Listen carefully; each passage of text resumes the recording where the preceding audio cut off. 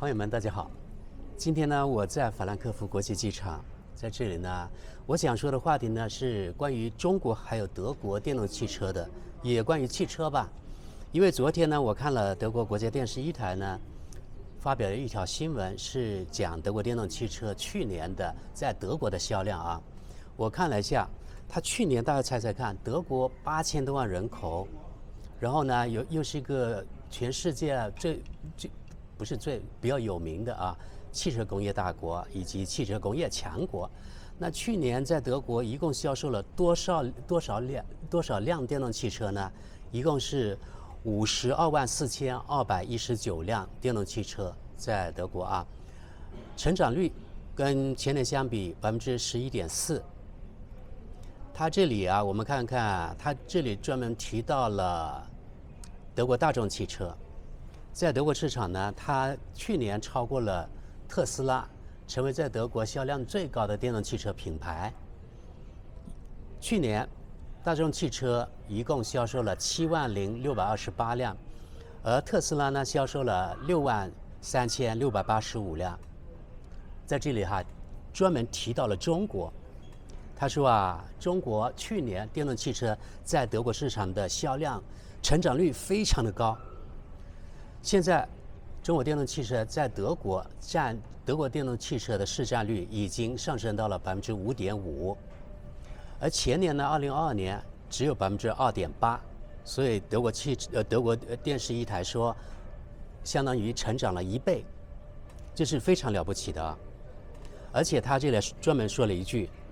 中国电动汽车它并不是以低价竞争取得这个成绩啊，其实啊，它的那价格并不低。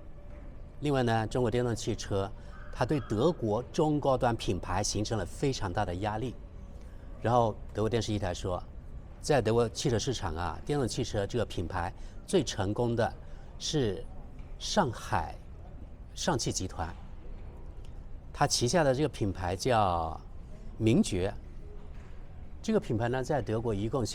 去年啊，一共销售了18526辆，这个成绩呢非常了不起。好，前面提到德国呢，全年它的电动汽车销量是52万多辆，对吧？那我们来看看中国，对比一下啊。中国全年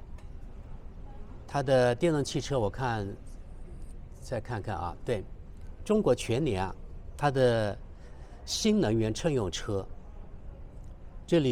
个乘用车应该是不包括商用的吧？乘用就是表示呢是相当于私家车这种叫乘用车，对吧？全中国呢，去年一共产销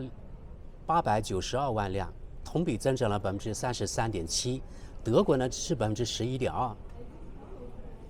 累计批发是886，应该是产量是892万辆。然后呢，累计呢零售销量是773.6万辆，同比增长36.2%，也是非常了不起的啊。这是在中国零售的，还不包括那个出口的，所以说产量应该是892万是总的产量吧。那我们再看看出口，修正一下我前2期一个数字啊，因为前2期我看到，比如说人民日报报道说中国的出口量，2023年全部汽车出口量是491万辆。然后呢，我今天看那个新华网财经，它是昨天的新闻，出口量是522万辆，所以有的网友说522是正确的，这个同比增长了57.4%，非常了不起。其中呢，还有一个啊，新能源车，在这里说每3辆出口的中国的汽车当中，就有1辆是电动载人汽车，也就是1/3。也非常了不起，全年它出口了177.3万辆，它是跟522万辆相比，也就是真的是1/3啊，非常了不起。而德国我看了一下，德国去年出口的全部汽车是311万辆，而中国呢是522，已经多出很多了。好像中国这汽车出口超过德国是2022年，对吧？然后呢，1年之后就又超过了日本。你看，前年才超过德国，今年已经超过了，多出了多出了70%，对吧？已经非常了不起，也就是相当于德国的1.7倍了。前年才刚超过，所以这个成绩呢真的非常不错啊。德国它没有电动汽车的出口量，我估计呢肯定赶不上中国了。哦，另外，我看了德国的不是，我看了中国的这个新闻说，中国取得这个销量那么高，而且它是产量销量以及呢那个值，也就是呢价值应该是折合成人民币还是美元都差不多吧，也是世界最高的。就是说，中国不仅呢出口了世界最多的汽车，同时呢它出口的价值也是最高的。这点呢与网上有的人说的，就是咱们中国的出口都是低端的，不怎么值钱的，其实呢也不太吻合。因为虽然德国的那个汽车的价值可能比中国高，但它出口只有311万辆。而中国人是522万辆，对吧？而且中国的新能源车的出口，它的价格其实并不低。比如说出口到德国，它价格就特别高啊。目前呢，中国就是出口的新能源车，估计呢走的一般都是所谓发达国家市场，因为在发展中国家，很多国家其实它电力都不能够保证，还没有大规模进入电动汽车的时代，所以。就是中国出口这新能源车的价格，还是出口的价格还是非常有优势的。这一点呢，与我们平常人的想法真的不一样。也就是说呢，现在中国汽车的工业其实它出口很强劲，而且它的出口也不是我们认为的中低端市场，主要是中高端市场了现在。所以呢，这是一个非常可喜的现象。去年你看，中国电动汽车或者中国汽车，它的成长率大概是60%，对吧？这个成长率是非常了不起的了。而且从目前来看，因为中国电动汽车确实呢，它的技术啊，还有它掌握的这些整个产业链啊，都在中国手里，所以去年2023年成长60%，那今年我估计呢成长率。虽然可能不会达到60%啊，但是呢，30-40%肯定还会有，对吧？去年是出口了170多万辆，差不多180万辆。如果成长30%，那也就是说也超过50万辆。50万再加180，那就是相当于230万辆，也非常了不起。你看人家德国全年全部那个汽车出口才311万辆。那如果是今年再成长一些，达到350万，那还非常了不起。如果是按照我刚才计算，中国电动汽车今年2024年能够达到230万辆的出口量，或者甚至达到250万辆，与德国那个全部汽车出口量也那个距离也不太远了啊。所以总体来说，这个中国汽车这个工业啊，还是非常不错的。这德国目前是真的特别关心啊，中国这个汽车，因为德国电视一台就说了啊，就中国这个电动汽车确实呢，给德国所谓的高端品牌是什么？奔驰、宝马，对吧？这些，奥迪是高端品牌，对德国这个高端品牌造成了很大的压力。我们再回到昨天德国国家电视一台的那个关于电动汽车的这条报道。他说：“我找一下啊，就是不仅大众汽车呢，电动汽车超过了特斯拉，然后呢，德国3家大的那个汽车集团分别是大众、宝马还有奔驰，他们呢去年全部的成长率在德国市场是32%，然后呢。”在德国的市场，他们的占有率从38%，现在成长到了46%，也就是说，德国人还是相信自己本国的电动汽车。你看，这个46%就差不多一半了啊。它电动汽车市场本国的品牌，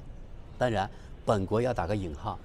因为过去大家知道，德国这个电动汽车其实不管是大众呀，还是奔驰呀、奥迪呀。都是纷纷跟国内的生产商合作，或者是从国内购买什么电动汽车那个电池等等，反正就是说纯德国产的电动汽车应该是没有吧，如果我可以这样说的话。总体来说了，就是我还看了一下德国人那些网友的评论，就是对中国电动汽车还是比较认可的。现在啊，因为通过媒体这1-2年的宣传，大家也知道了，就是中国燃油车技术，他们觉得肯定赶不上德国，但是电动车他们就不好这样说了。因为媒体确实说，就中国电动汽车也不错，而且呢，这个产销呢成绩摆在那里的，对吧？全世界那个中国电动车产销都是最高的，比如说比亚迪就超过了，在全世界的市场呢就超过了特斯拉。当然，比亚迪的那个产销量它是包括混动汽车，而特斯拉它只有纯的电动汽车。但是我觉得，如果是按照这样的成长率啊，应该是今年或者是明年，就是纯电动汽车，比亚迪也会应该超过特斯拉吧。反正总体来说了啊，因为中国这个从政府的层面它布局比较早，所以中国确实呢享有很大这个优势。因为不管是从那个材料的掌控啊，还有从整个价值链来说，这个电动汽车或者新能源车全部掌握在中国手里，所以呢，估计啊，应该是全世界来说，今后没有其他国家能赶上中国了。另外呢，我发现德国人呢还有另外一个倾向，就是还是认为呢，这个有很大一部分人认为电动车在德国没有未来，或者是在欧洲没有未来，因为他们看不清世界其他的，比如说像中国的市场的趋势，他们看不清啊，所以他们是以德国的现状来评判这个电动车的未来。他们觉得电动车没有未来，主要是因为呢，在德国，它这充电基础设施现在不是很完备。比如说前段时间也是在德国焦点杂志介绍了这样一篇文章，就是有一个德国人，他自己买了一辆电动汽车，他圣诞节回家的时候呢，从德国的应该是北部呢，开大概500公里，要开到德国南部那个波登湖，也就是跟瑞士交界的那个湖那里，回去度圣诞节。然后呢，他就说了，整个路程，他特别是回程呢，他的经历非常恐怖。因为呢，一个是充电基础设施没有像中国那么密集，另外呢，有很多充电桩它是不工作了，也就是出了那个状况不工作。但是呢，在网上它又没有显示这个充电桩的状况，也就是说，你这个人呢欢欢喜喜的到那个地方，以为可以充电之后，但是到了那个地方就来个措手不及，充不了电。然后呢，可能他自己那个车电池差不多光了，所以就非常的那个焦急啊，非常的担心啊。